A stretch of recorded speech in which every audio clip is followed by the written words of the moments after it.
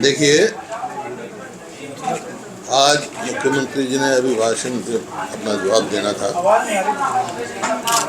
मुख्यमंत्री जी ने अपने राज्यपाल के अभिभाषण पे जो रिप्लाई करना था, उसकी जब उन्होंने शुरू किया तो कई तथ्य ऐसे थे जो जिनका कोई सिर न पैर।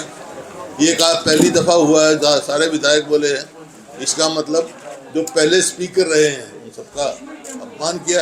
ये दो स्पीकर तो ये बैठे हैं, ये बता देंगे तो सबको समय मिलता था कि नहीं मिलता था। दूसरा जो है ये कहना कि जैसे पहली दफ़ा है या अभिभाषण की कोई चर्चा ही नहीं करना, कोई ऐसे तथ्य लाना जिनका कोई सिर पैर नहीं। तो मैंने कहा भाई आप अभिभाषण पे बोलें तो करे, वो शुरू ही नहीं किया। जबकि और बोलते हैं तो एतराज़ करते हैं आप रिस्ट्रिक्ट रखो अभिभाषण पे, ये वो लेते हैं। इस वास्ते जो गवर्नर साहब से जो अभिभाषण पढ़वाया वो सच से बहुत दूर था। उसी समय हमने कहा था कि भाई तथ्य नहीं है, ग्राउंड पे क्या है, इतने शब्दबाज दिखा रहे हैं, इतनी महिला मंडल बांधी है। आज क्या है, आज मेरे को एक शिक्षा का उच्च अधिकारी मिला। मैंने उससे पूछा भाई आपके शिक्षा विभाग में क्या है, बोला शिक्षा के सिवा और सब कुछ है, शिक्षा नहीं है। अरे स्कूल में जाओ तो मास्टर नहीं, अस्पताल में जाओ तो डॉक्टर नहीं, वो तो उसकी तो बात चर्चा करते नहीं। तो ये देख के रवैया देखकर इनका रवैया पुरानी बातों को 10 साल पुरानी बातें कहेंगे जो कई बार घिस-पिट चुकी है। उन्होंने अपना अचीवमेंट नहीं बताना। एक साल हो गया उनको, आज 1 साल इस सरकार को हो गया, मुख्यमंत्री जी को। मैंने कम से कम उनको ये बताना चाहिए था, मैंने 1 साल में ये कर दिया, मैंने बिजली का वो 1 यूनिट पैदा कर दिया, हमने एक पोल मेट्रो का लगा दिया। कोई ऐसी बात करें 26,000 नौकरियाँ तो रोक के रखी। ये कब सिलेक्शन हुई थी, कब के लगे हुए थे, कभी 26,000 कहते हैं, कभी 24,000 कहते हैं। HKRM लगा रखा है जिसमें ना कोई मेरिट है, सिर्फ भ्रष्टाचार काटा है, ना कोई इसमें रिजर्वेशन है। तो इस किस्म की ये देख के कि भाई इस अभिभाषण में गवर्नर साहब की गरिमा नहीं रखी गई, उनसे जो करवाया गया वो तथ्य से परे था। और बता देंगे डॉक्टर साहब आपको। डॉक्टर साहब बताओ।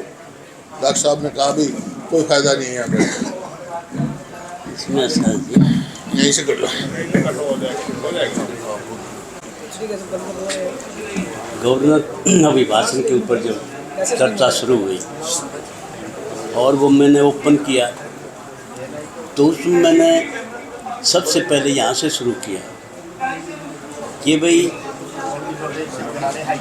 गवर्नर एड्रेस जो है वो एक विजनरी डॉक्यूमेंट है और उसमें प्रदेश की दशा और दिशा का वर्णन होता है। उसमें जो गवर्नर एड्रेस में जो बात कही गई है वो धरातल पर कोई बात नहीं है। इसका मतलब वो झूठ का पुलंदा था।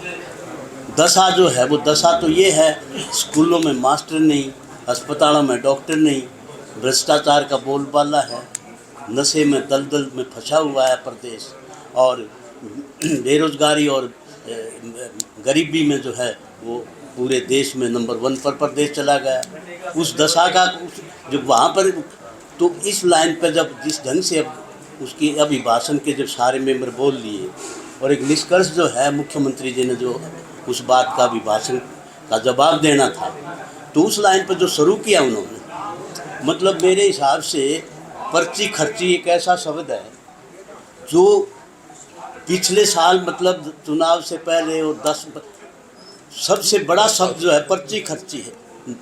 और उस पर जिस ढंग से मतलब पर्ची खर्ची पर मैंने विधानसभा में एक बात उठाई थी कि भाई 3 करोड़ रुपये जब दफ्तर में, नागर के दफ्तर में पकड़े गए थे, उसमें एक सीडी भी थी और उस सीडी में ये किसने ये पैसे दिए हैं, किसके कितने नंबर देने हैं, ये सीडी में ये था।